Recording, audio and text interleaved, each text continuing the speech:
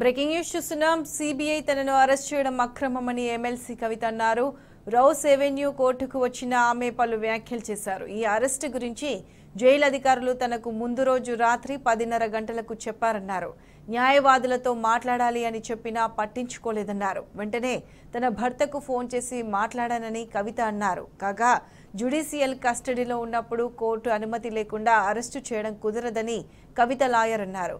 కవిత arrest విషయంలో CBI ఈ నిబంధన ఫాలో కాలేదని ఆయన అన్నారు.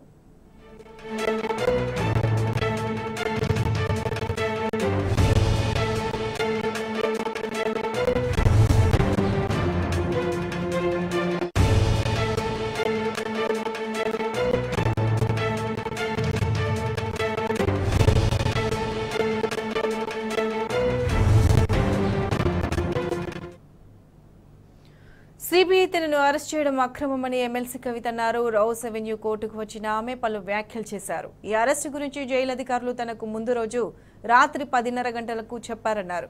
న్యాయవాదులతో మాట్లాడాలి అని చెప్పినా పట్టించుకోలేదన్నారు. వెంటనే తన భర్తకు ఫోన్ చేసి మాట్లాడానని కవిత అన్నారు. కాగా జ్యుడిషియల్ కస్టడీలో ఉన్నప్పుడు కోర్టు అనుమతి లేకుండా అరెస్టు చేయడం కుదరదని కవిత లాయర్ అన్నారు.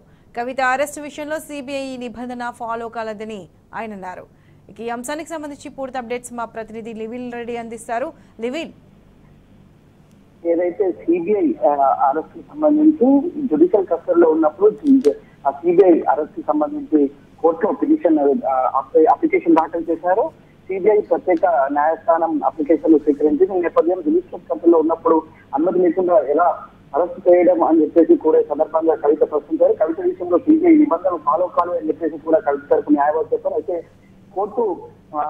కోర్టులో కవిత కూడా మాట్లాడుతూ గత సిబిఐ జ్యుడిషియల్ కస్టడీలో ఉన్న నేపథ్యంలో రాత్రి 10:30 గంటలకి జైలు అధికారుల నుంచి సిబిఐ అరెస్ట్ చేస్తుందని చెప్పేసి చెప్పినారు. ఇది పూర్తి విరుద్ధంగా ఉందని చెప్పేసి చెప్పారు. ఈ తరుణంలో నా న్యాయవాదితో మాట్లాడాలని జైలు అధికారులకు చెప్పారు. అయితే తన భర్తకు ఫోన్ చేసి మాట్లాడాక కూడా ఎమ్మెల్సీ కవిత రౌస్ ఎవెన్యూ కోర్టు జడ్జి ముందు ప్రస్తావించారు. అయితే కవిత అరెస్ట్ అప్లికేషన్ మా ముందు ఫైల్ చేశారని చెప్పేసి కూడా జడ్జి చెప్పారు. అయితే వారికి అనుమతి ఇచ్చాను, అది నా పరిధిలోని అంశం అని చెప్పేసి కూడా ఈ సందర్భంగా జడ్జి చెప్పారు. అయితే కోర్టునే ప్రశ్నించదని చెప్పేసి కూడా ఈ సందర్భంగా సిబిఐ అధికారులకు జడ్జి చెప్పినట్టు తెలుస్తుంది. అయితే కోర్టును ప్రశ్నించేలా కౌంటర్ వేయదని కూడా వ్యాఖ్యానించినట్టు తెలుస్తుంది. అయితే సిబిఐ అరెస్ట్ అక్రమం, సిబిఐ చెప్తుంది తప్పు అని చెప్పేసి కూడా ఈ సందర్భంగా ఎమ్మెల్సీ చెప్పారు. అయితే ఈ ఇరు సిబిఐ న్యాయవాదులతో పాటు ఇటు కవిత తరపు న్యాయవాదులు కూడా వాదనలు వినిపించారు. ఈ వాదనలు విన్న కావేరి బవేజా, ఏదైతే సిబిఐ ప్రత్యేక న్యాయస్థానం కోర్టు జడ్జి కావేరి బవేజా తీర్పును రిజల్ట్ చేశారు. 2:30 గంటలకు తీర్పు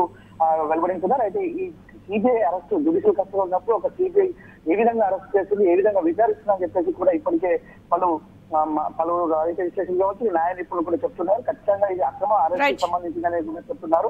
మొత్తం చూసుకుంటే ఇవాళ సిబిఐ విచారణ సంబంధించి మధ్యాహ్నం తర్వాత రానుంది. రైట్ లివిల్, థ్యాంక్ యూ.